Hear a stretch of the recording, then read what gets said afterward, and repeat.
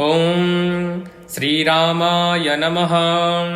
श्रीरामभद्राय नमः। ॐ रामचन्द्राय नमः। ॐ शाश्वताय नमः।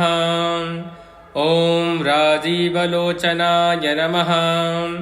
ॐ श्रीमते नमः।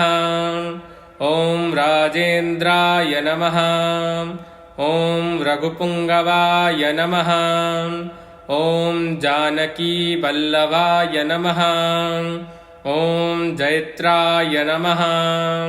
ॐ जितामित्राय नमः। ॐ जनार्दनाय नमः। ॐ विश्वामित्रप्रियाय नमः। ॐ दान्ताय नमः। ॐ शरणत्राणतत्पराय नमः। ॐ बालिप्रमथनाय नमः। ॐ वाग्मिने नमः। ॐ सत्यवाचे नमः। ॐ सत्यविक्रमाय नमः। ॐ सत्यव्रताय नमः। ॐ व्रतधराय नमः। ॐ सदा हनुमदाश्रिताय नमः। ॐ कौशलेयाय नमः। ॐ खरध्वंसिने नमः। ॐ विराधवदपण्डिताय नमः। ॐ विभीषणपरित्राते नमः। ॐ हरकोदण्डखण्डनाय नमः। ॐ सप्ततालप्रभेत्रे नमः। ॐ दशग्रीवशिरोहराय नमः। ॐ जामदग्न्यमहादर्पदलनाय नमः। ॐ ताटकान्तकाय नमः। ॐ वेदान्तसाराय नमः। ॐ वेदात्मने नमः। ॐ भवरोगस्य भेषजाय नमः। ॐ दूषणत्रिशिरोहन्त्रे नमः। ॐ त्रिमूर्तये नमः। ॐ त्रिगुणात्मकाय नमः। ॐ त्रिविक्रमाय नमः। ॐ त्रिलोकात्मने नमः। ॐ पुण्यचारित्रकीर्तनाय नमः। ॐ त्रिलोकरक्षकाय नमः। ॐ धन्विने नमः। ॐ दण्डकारण्यकर्तनाय नमः। ॐ अहिल्याशापशमनाय नमः। ॐ पितृभक्ताय नमः। ॐ वरप्रदाय नमः। ॐ जितेन्द्राय नमः। ॐ जितक्रोधाय नमः। ॐ जितमित्राय नमः। ॐ जगद्गुरुवे नमः। ॐ वृक्षवानरसङ्घातिने नमः। ॐ चित्रकूटसमाश्रयाय नमः। ॐ जयन्तत्राणवरदाय नमः। ॐ सुमित्रापुत्रसेविताय नमः। ॐ सर्वदेवादिदेवाय नमः। ॐ मृतवानरजीवनाय नमः। ॐ मायामारीचहन्त्रे नमः। ॐ महादेवाय नमः। ॐ महाभुजाय नमः। ॐ सर्वदेवस्तुताय नमः। ॐ सौम्याय नमः। ॐ ब्रह्मण्याय नमः। ॐ मुनिसंस्तुताय नमः। ॐ महायोगिने नमः। ॐ महोदराय नमः।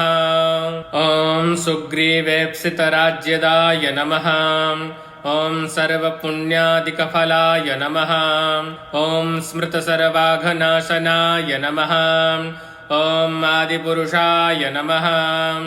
ॐ परमपुरुषाय नमः। ॐ महापुरुषाय नमः। ॐ पुण्योदयाय नमः। ॐ दयासाराय नमः। ॐ पुराणपुरुषोत्तमाय नमः। ॐ स्मृतवक्त्राय नमः। ॐ मितभाषिणे नमः। ॐ पूर्वभाषिणे नमः। ॐ राघवाय नमः। ॐ अनन्तगुणगम्भीराय नमः। ॐ धीरोदात्तगुणोत्तमाय नमः।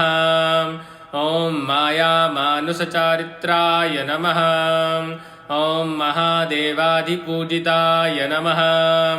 ॐ सेतुकृते नमः ॐ जितवाराशये नमः ॐ सर्वतीर्थमयाय नमः ॐ हरये नमः ॐ श्यामाङ्गाय नमः ॐ सुन्दराय नमः ॐ शूराय नमः ॐ पीतवाससे नमः ॐ धनुर्धराय नमः ॐ सर्वयज्ञाधिपाय नमः ॐ यज्विने नमः ॐ जरामरणवर्जिताय नमः ॐ शिवलिङ्गप्रतिष्ठात्रे नमः ॐ सर्वापगुणवर्जिताय नमः ॐ परमात्मने नमः ॐ परब्रह्मणे नमः ॐ सच्चिदानन्दविग्रहाय नमः ॐ परञ्ज्योतिषे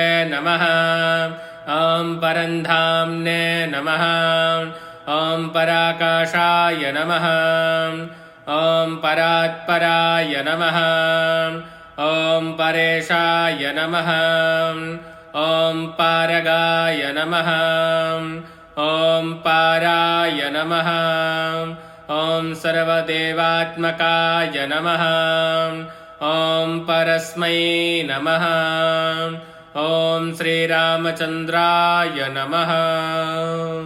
इन भगवान के 108 नामों को जो भी सुनता है या पढ़ता है उसको परम पद की प्राप्ति होती है।